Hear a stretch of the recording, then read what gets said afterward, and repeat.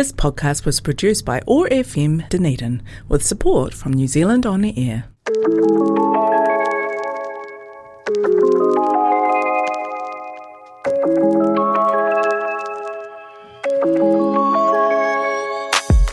Welcome to Books Uncovered, an exciting conversation about books and literary events, brought to you by the Dunedin Athenaeum Library and Mechanics Institute. I'm Holly. And I'm Bella. Over the next half hour, we'll dive into themes ranging from romance to quirky book blurbs, all discovered within the depths of the Athenaeum Library.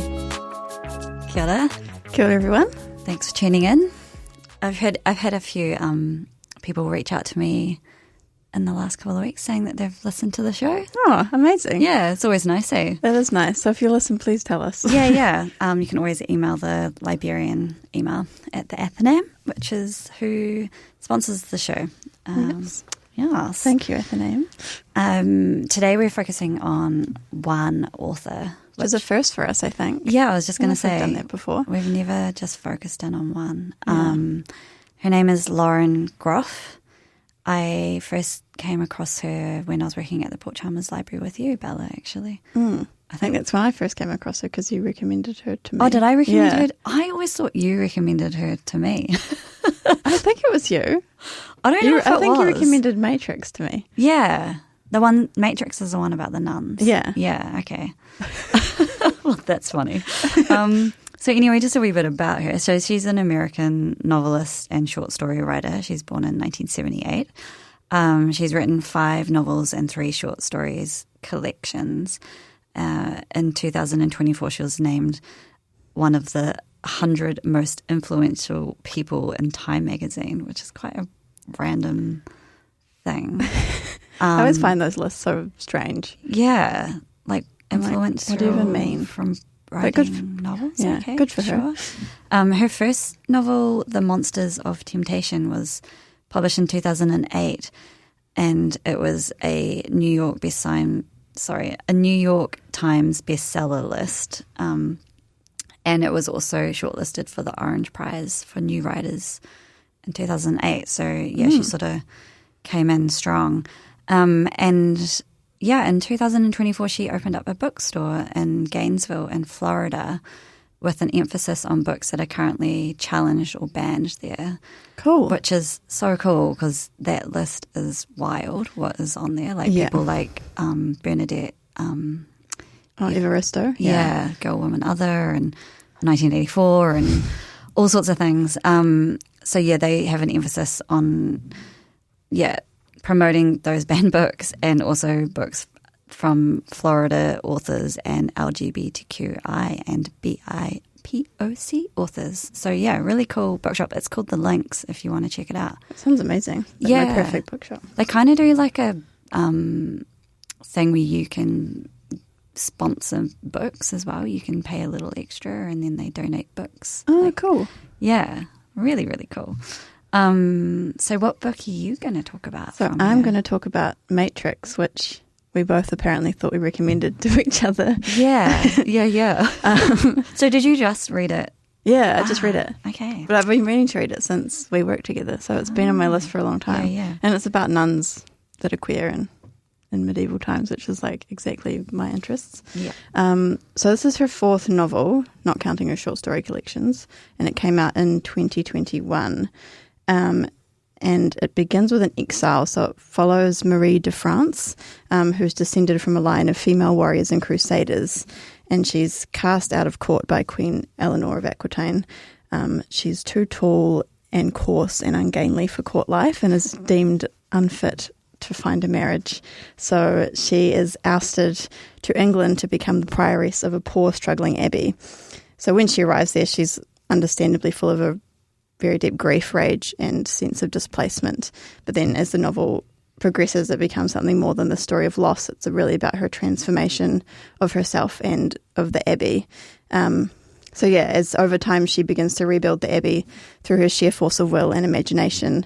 And she starts it from this place of real scarcity and it becomes this really thriving, self-sufficient community that feeds the poor, creates the enterprise, and has this really powerful sense of sisterhood among the nuns. Because I remember it being like the abbey was really wretched. It's like getting sent to prison, Yeah, essentially. there's really good descriptions of, well, as in like all of her novels. Like there's my favourite word to describe her is really visceral. You just like feel it in your body and like you can like see it so visually every time she writes something. Like Vaster Wilds. Yeah. Her other book that I've spoken about on one of our other shows. Yeah. Yeah, that's the other book of hers that I've read, which we've already talked about. But yeah, that one's pretty... It's amazing. Yeah, such an amazing book. And I didn't know actually, excuse my pause, I forgot my laptop, so I'm reading this off my phone. But this Matrix and The Vaster Wilds were a part of a planned sort of trilogy of books. Oh. Exploring like, where did I put it? About how we suffer because we misread Genesis, which I thought was really interesting. So there's a third book that she has written a lot of drafts of apparently, but it's currently every draft is a failure. So sort of talked about how she's unsure if it will be born out into the world, but that's okay. But maybe there will be another book along this theme coming. That's what's exciting because, I had to be like, oh, how old is she? Because now we can be like, oh, she's got a whole lifetime ahead of writing. And I also, she wrote Matrix and The Vaster Wilds at the same time, which I thought was really interesting too. So they're sort of in conversation and set against each other. There's two different explorations of religion. So Matrix is Catholicism, set in the Abbey, and The Vaster Wilds is about Protestantism, set in like a colonial America. Colonial America, and this girl who escapes off into the wilderness. If you want to know more, you can find our old episode about it. Yes. So anyway, back to Marie and the Abbey. Groff really takes this quite a bare historical outline of Marie de France, who is a real-life medieval poet, but who we know very little about. And Lauren Groff talked about how that's because at that time women were only considered important through their relationships with their fathers, husbands and sons. So she did a huge amount of research and said that she researched this. She's been interested in Marie over years and years, like since she was studying.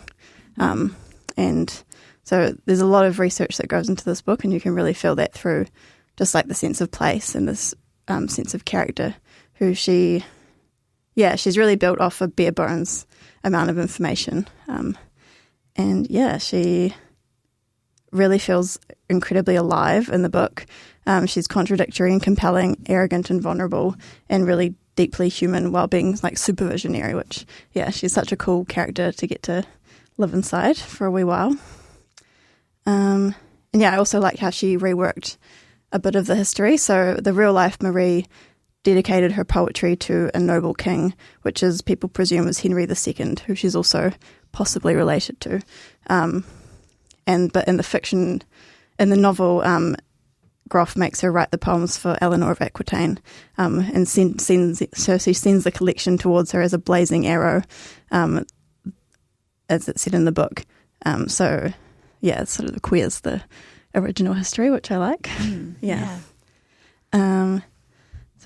I really like the most about The Matrix, and often about all of the writing I've read by Lauren Groff, is that she has this really amazing blend of realism and mysticism, and I like how that leaves room for it to be literal and metaphorical. So there's like Marie experiences these visions of the Virgin Mary who guides her, but there's a real sense of ambiguity, like you're not sure if it's actually a divine message or is it just Marie's own desires taking shape. So I really like that sense of ambiguity that's carried throughout the novel.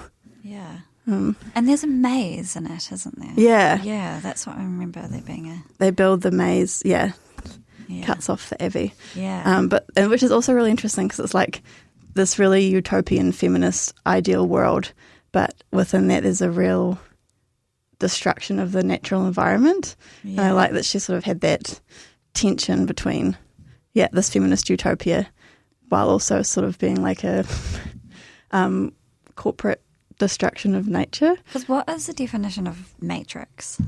Without Keanu Reeves being like me. Oh, I should have written this down. I did read this. It's a kind of maze, is it? And I thought it was also like a guiding woman, possibly. Okay. So, which is what Marie is to the nuns in the Abbey. She totally transforms the whole place, doesn't she? Yeah. And herself. And yeah, I've got a really good example of just the way Lauren Groff writes. This is a quote about where the nuns are singing in prayer. So I'll quote it here.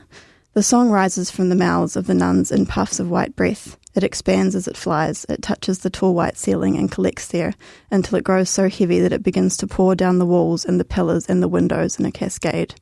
It trickles back across the stone floor to where the nuns' clogs press, and up through their wooden heels, and it reaches their tender living skin and passes into the blood, and purifies itself as it rolls through their bodies, up through the stinking entrails and the breath exhaled from the lungs. And the song that rises into them and leaves their mouths is prayer intensified, redoubled in its strength every time it pours through them anew." So that was a really good example of the way that she writes. Yeah, beautiful. Yeah. I've got so much more I could say about this book, but I recommend it. Everyone should just read it because it's quite a singular novel, I think, and I really like how it's a fresh take on the historical genre, which I find is often quite Kings and a Queens. lot of like melodrama and dialogue, and I was reading a review, someone was like, the Ken Follett drudgery, which did make me laugh, even though I quite like Ken Follett, but it's like... I've never read him. We've got a lot of Ken Follett. I don't know if I put him up in the stack. So yeah. So this is just a really fresh take of the historical genre, and just a really... I'd say it's really invigorating read. It's exciting. Yeah. It's interesting that it's connected to Vaster Wilds. I didn't realise she wrote both of them at the same time. Yeah, neither did I until I was researching. It kind of makes sense. Because of that, I thought that that was the sort of style of writing that she does, is sort of historical. Yeah. Me too, because that's all I've read from her now. Yeah. But she has, this was actually not. like quite when Matrix came out, it was quite a departure from her other novels. Yeah, apparently. I'm quite curious to read her first one that came out.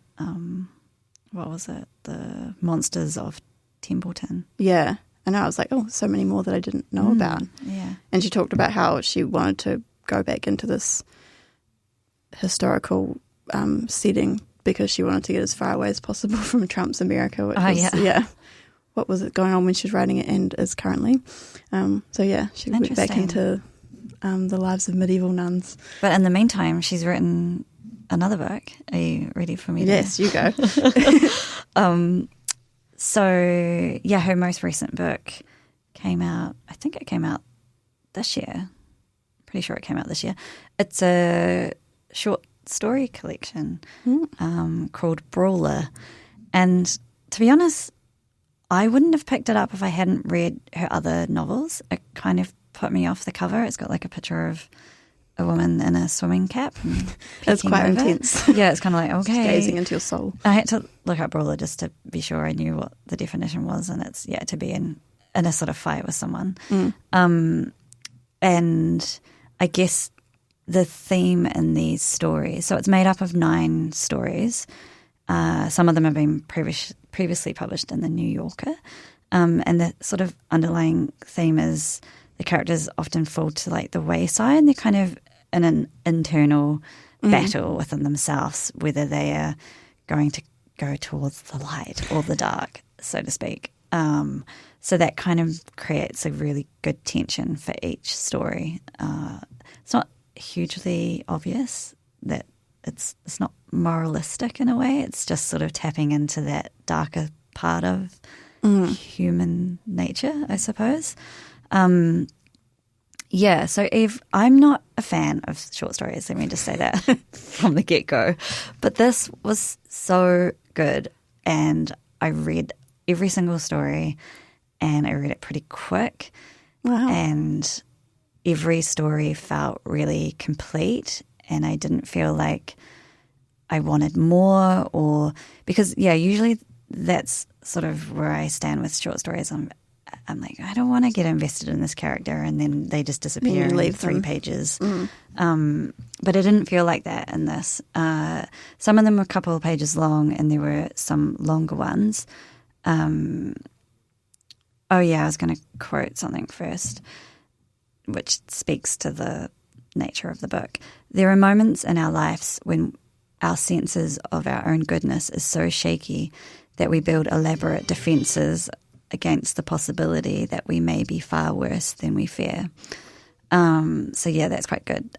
Anyway, my favourite story in the whole collection was one called What's the Time, Mr. Wolf, which I thought was kind of actually a weird name for the short story, in the same way that maybe Brawler is a strange name for the short story collection. I don't know. Oh, our phones are going off. So, yeah, What's the Time, Mr. Wolf follows the story of a young man from when he's 10 years old till he's about 25.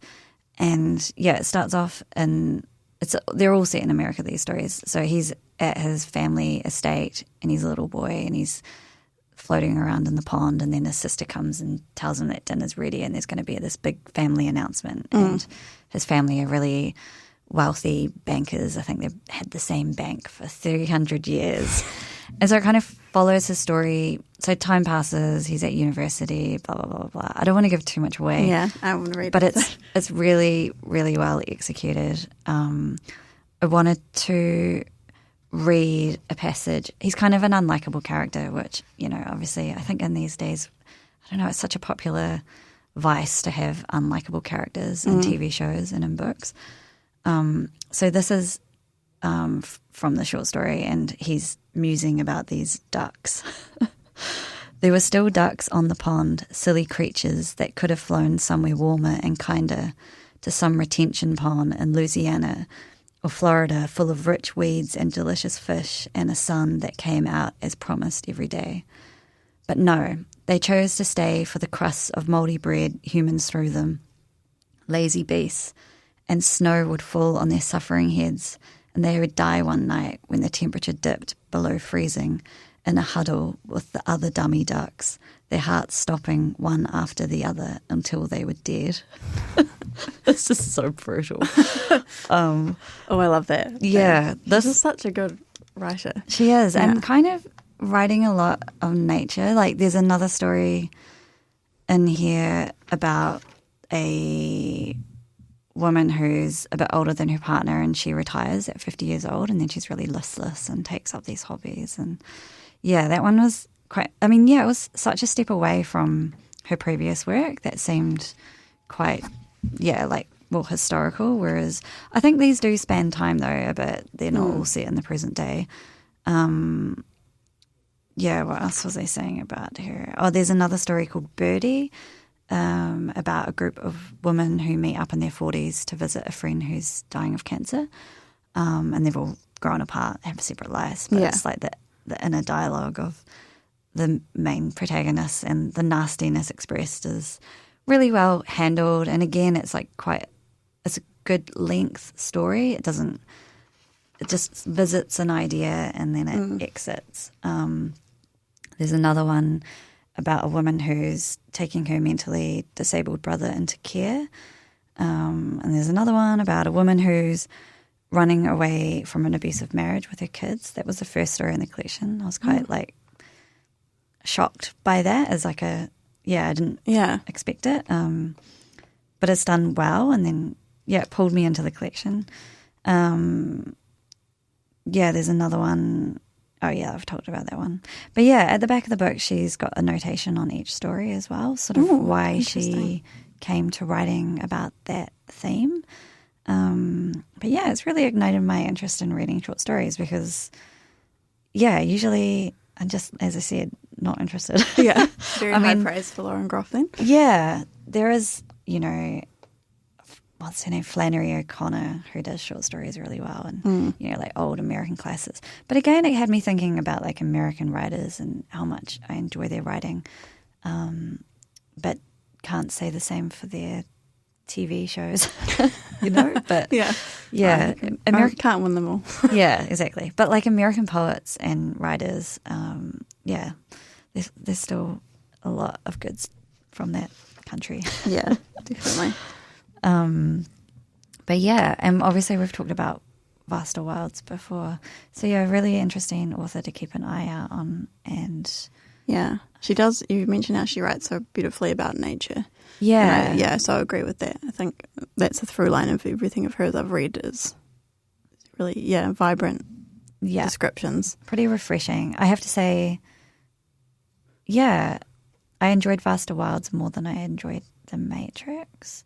I think I did as well. I loved Vaster Wilds. Yeah, it was quite unique. I actually ended up buying that book, so I own it. We've got a couple of events coming up at the Athenaeum. We've got one on Tuesday, so this is getting aired on Saturday, I don't know what date it will be, 15th, 16th, I think. So on Tuesday the 21st of April at 5:30, the Otago Centre for the Book has a community event called What I Got at the Regent. So it's a chance to come along and show off and talk about what books of interest, any kind of interest, you acquired at this year's Regent Book Fair.